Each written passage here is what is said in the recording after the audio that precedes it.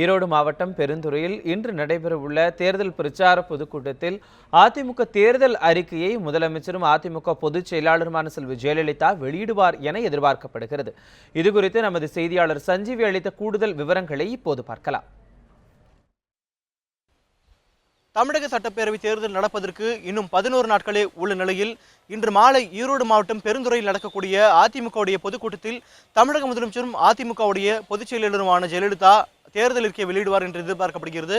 இந்நிலையில் அதிமுகவை பொறுத்தவரை பார்த்தோம் என்றால் ஒவ்வொரு முறையும் ஒவ்வொரு தேர்தல் சட்டமன்ற தேர்தலாக இருந்தாலும் சரி அல்லது நாடாளுமன்ற தேர்தலாக இருந்தாலும் சரி தேர்தல் அறிக்கை மற்றும் வேட்பாளர் பட்டியலை முதலில் விட்டுவிடும். ஆனால் இந்த முறையை பொறுத்தவரை வேட்பாளர் பட்டியல் வெளியிடப்பட்டாலும் தேர்தல் அறிக்கை இன்னும் வெளியிடப்படவில்லை.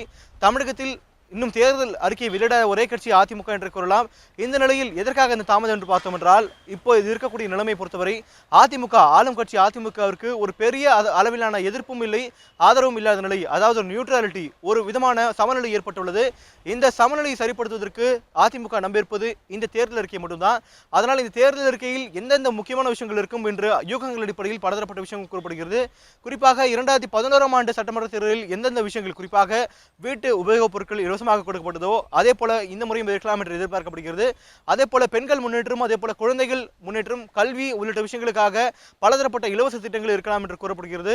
அதனால் எது போல திட்டங்கள் இருக்கும் என்று இன்று மாலை வரை பொறுத்து பார்க்க முடியும்.